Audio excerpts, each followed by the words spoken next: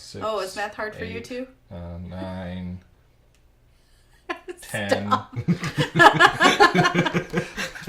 12.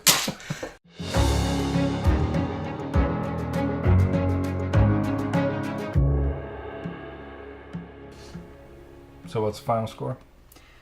91, 83, 62. Wow, you did not do very well this time. No. I mean, you just gave them a ton of points that you would have won had you not. Probably, it was 12 points. Yeah. So you know what bothers me about this game? Is there's only one way to play this board.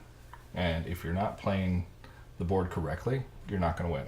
And so you either have the choice of coaching your opponents on the correct way to play your board, or you can just go through the game and, hey, look at the end, I've won. I could have used the help coach. But if you look at my board, I mean, I've got every slot filled, but when I started, I filled these last 3 so that I always got those. I was only a few points behind. I played it right. Austin played it wrong. Look at the gap in your board. That was sabotage. Well, not only do you have a gap in your board, you wasted points by getting this one twice. I mean, why would you get... That's at most was 3 points for you. It was probably bonuses. It didn't work out.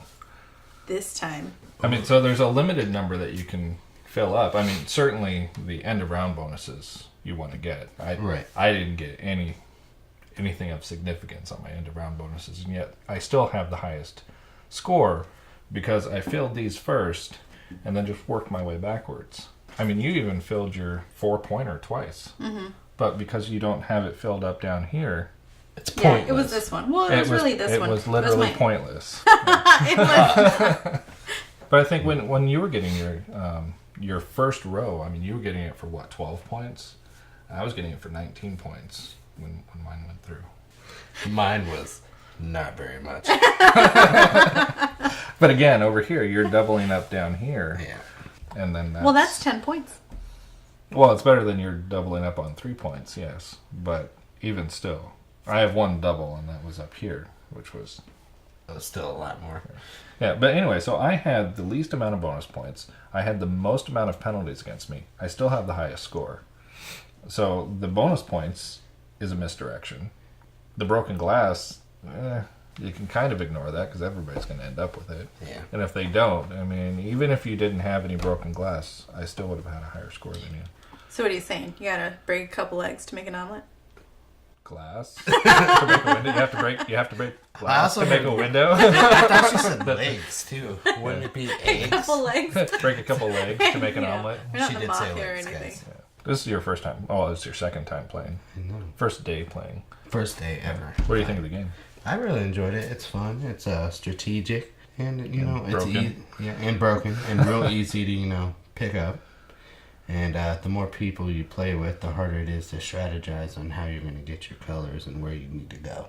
We play this 2-player all the time. She always messes up with my stuff. Intentionally, yeah. I think it's easier 2 players to keep track of what other people are doing. Yeah, so it's the mistake that I made where I accidentally gave them points. I wouldn't have probably done that otherwise if I had been on top of my game. The other problem with only being able to play your board a single way is once everybody's doing that, you know exactly where they're playing for. I can't pretend that I'm not going for these last ones right off the bat. So you can look over at my board and just mess me up every time. Like, see, once I know you guys are going to be playing that way, I just have to look at your last 3 and just mess that up as much as possible. I think, though, like there's Austin no mystery said here.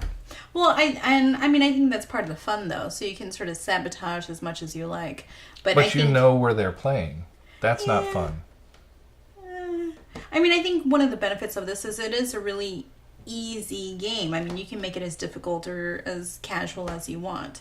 And so I think this ends up being a good gateway game as well. Like, we've played this with non-gaming family. Right. And it's still fun. Yeah, but it's not fun if they don't have a chance at winning. So, I mean, I can throw the game. They don't have to know that they don't have a chance at winning. But I'm part of the people playing it, and it's not going to be fun for me. Either I know I'm going to win, or I'm throwing the game. Yeah, I can. Did you fill the game when we played? No, because you accidentally played correctly. And you beat me, which is fine. It's when everybody is playing correctly, it's a very competitive game and it's very fun.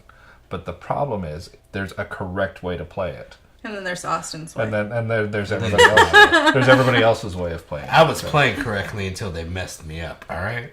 Yeah, but as long as everybody is playing their best, I'm cool with the game. But it's almost as if, okay, so here's the rules of the game, and now this is how you're supposed to play it. So just make sure you're doing that. That's not fun.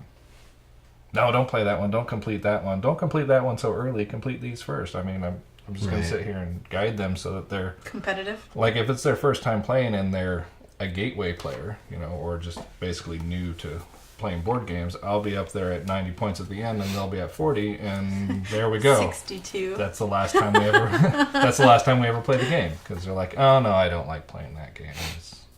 It's not bad to be a gateway gamer. It's what we call family games, basically. Right. It's still fun, but you have to play it right. For anyone else, you can play it however you want, as long as you're having fun. That's all that matters. Yeah, but if you're going to play at the tournament level, I don't even know if there's tournaments for this. Probably not. There might be. I guess if you're playing at our house, then you have to play John's way. Now, I'll post this online. Somebody will tell me that. In tournament play, people play like that all the time. Yeah, this played a little bit different at 3 players. Yeah, but, I don't think I've ever played at 3 players before. Yeah. It was kind of nice because it wasn't just you messing up my plans. Austin was doing it too. Well, it's nice. I think we went through the tower multiple times. Mm-hmm. Yes. Like on 2 players, you go through the tower once, I think. Maybe twice. Yeah.